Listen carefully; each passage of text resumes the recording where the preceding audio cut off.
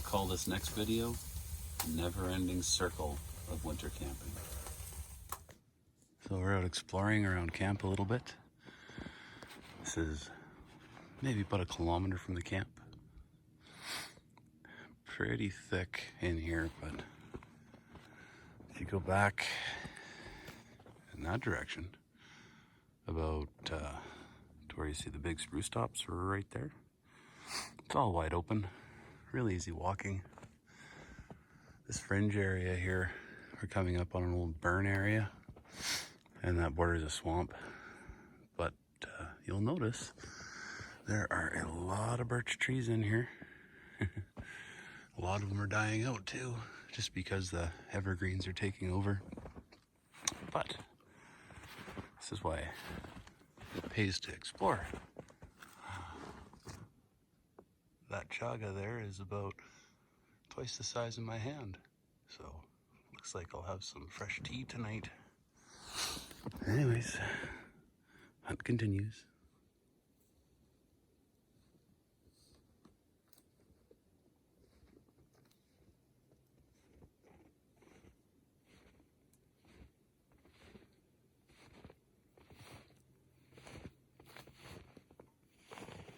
Kind of gives you an idea of the scale of the area.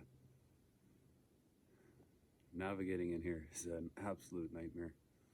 If you don't have a GPS or you're really good with a compass, don't wander in here on an overcast day. You're gonna spend the night. Yeah. This woodland goes on for miles and miles.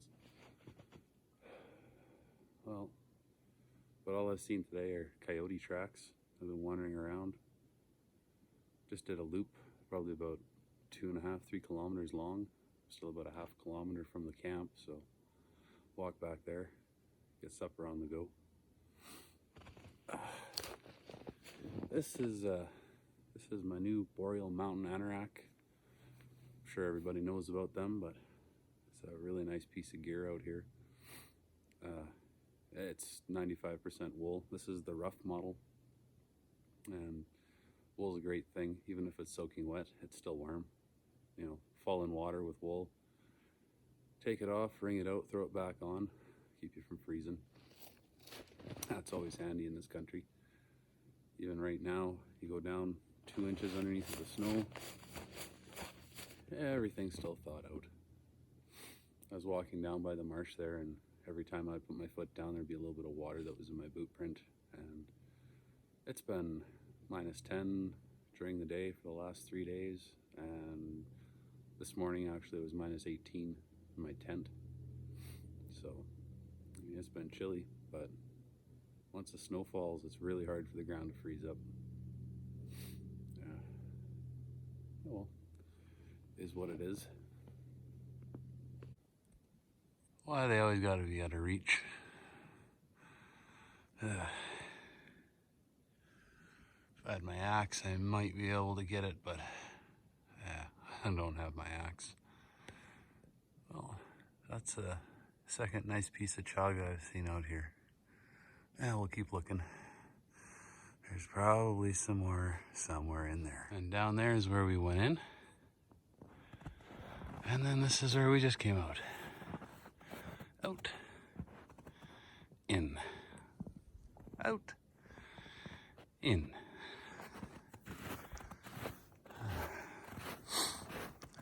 Now,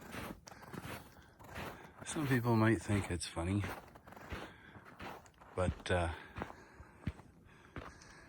you ever wonder what people do when you walk down the road and you got a gun on your shoulder? Around here, they do as they should. They smile and they wave, and some of them even talk to you.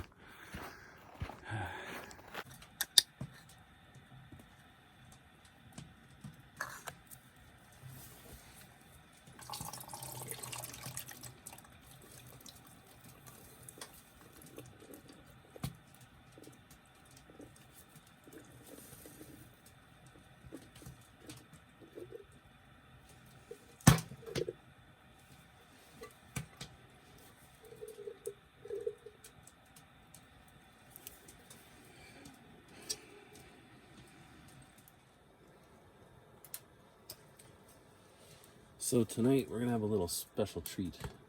Actually, yeah, just follow along. I don't want to give it up too early.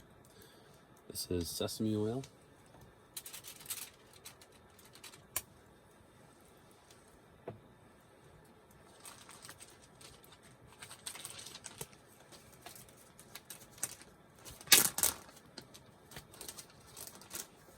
And this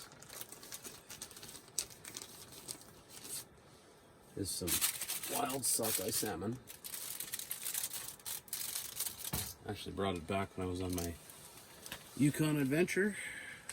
We stop off at, I believe it's Vanderhoof. There's a co-op grocery store there. And they've got probably a fisheries agreement with the band. And every fall when I go through there, they always have wild sockeye.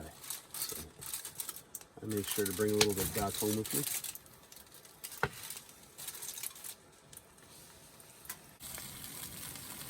So here's our seasoning. This is just a little bit of plain old seasoning salt.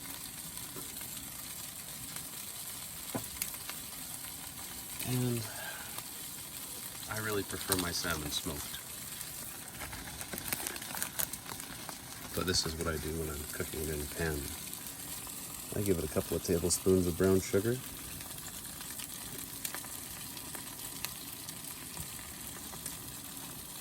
Nothing too crazy. It might look like a lot, but really it's not. It's a lot of meat there.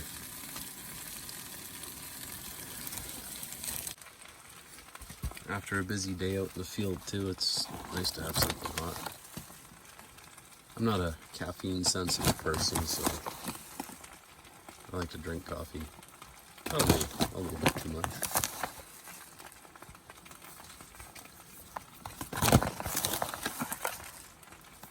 There we go.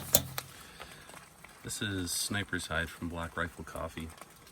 I've tried pretty much, I don't know, 75% of the different coffee that they have, and this is just the one that I like the most. You want something light, and the Silencer Smooth is actually just a touch lighter than this.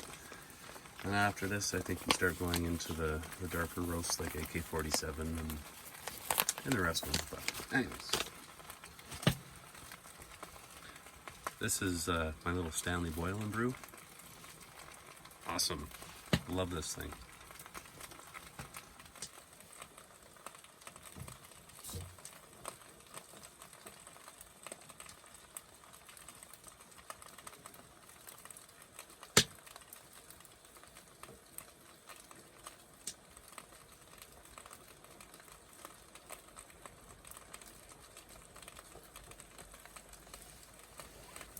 Ready for the big reveal. Ta-da! Surprisingly enough, the tent doesn't smell that bad. So, a nice, simple, easy dinner. Some roasted salmon and peas. Can you guess how many tires on this side actually have air pressure in them?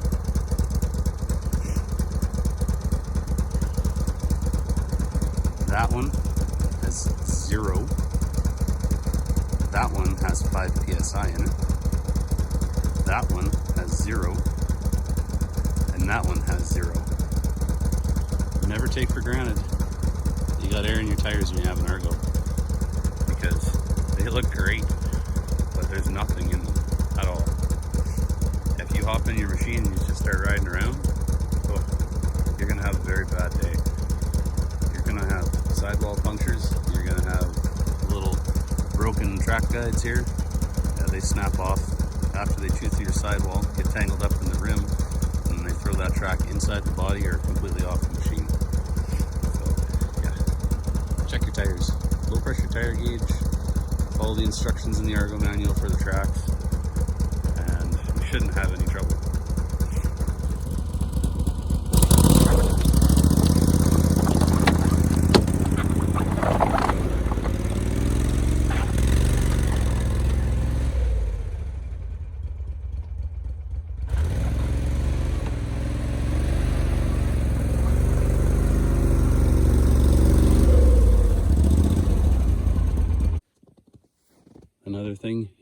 used to with an Argo?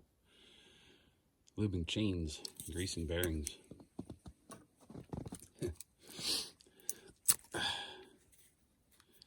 It's funny, I was getting ready to go on this trip, and just out of curiosity, I posted on one of those ultra supportive and all-inclusive, we're all in the same kind of game Facebook pages for Argos, and I ran through my spare parts list, and I got the very typical response.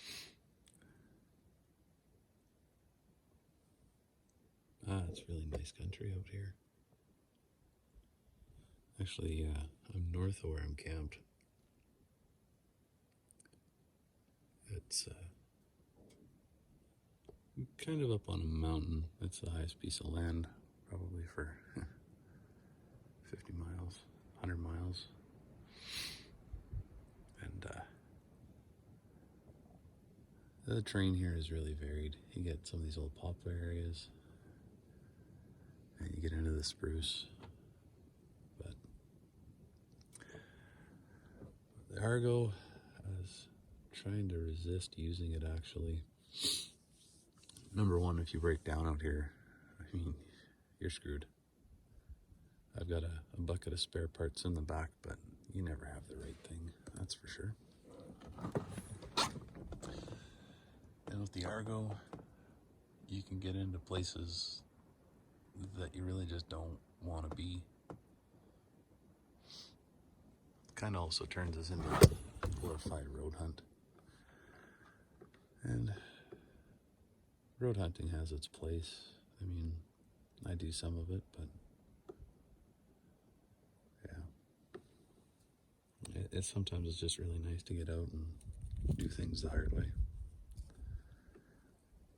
Well, we'll keep moving on down the trail, see how many more clearings and areas like this we can find.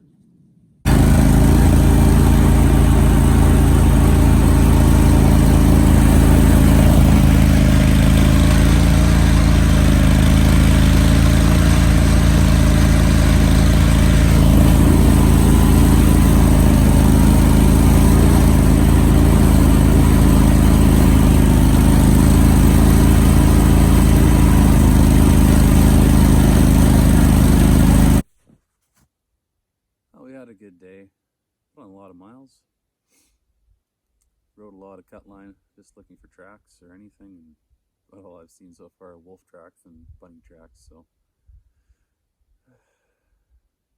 maybe I'll try another area tomorrow. A little bit to the kind of the southeast of here. See if it's any different.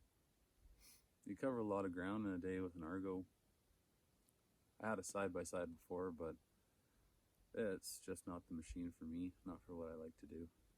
This thing, you kind of stop asking yourself if you can do it when you're driving it, and you ask yourself if you should do it. So, very, very happy with the Argo. Maybe someday I'll even, buy a new one. If you look at the prices of them, that's a daunting task. But I'm happy with this one. I'll run it for a long time.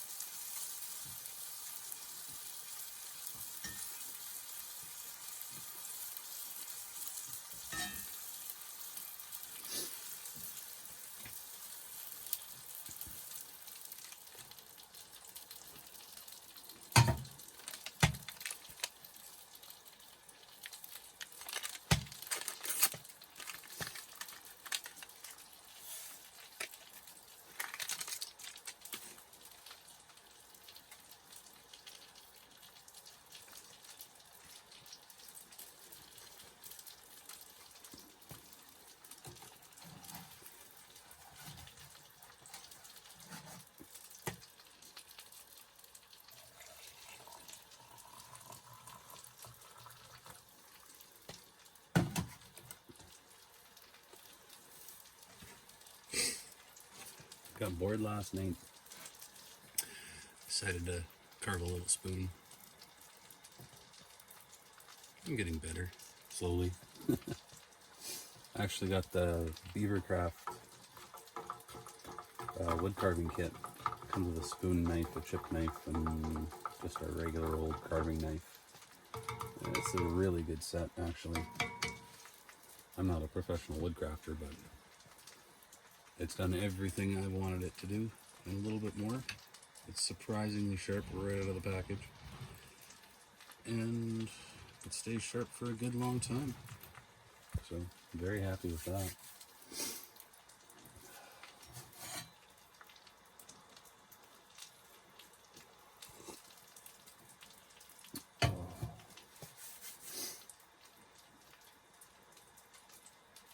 There's a old cattleman from the Okanagan. His name was Al MacDonnell. He was dealing with a real estate agent one time on a piece of property that overlooked the Okanagan Lake up at Predator Ridge, and the real estate agent just kept on trying to sell him on these $1 million views.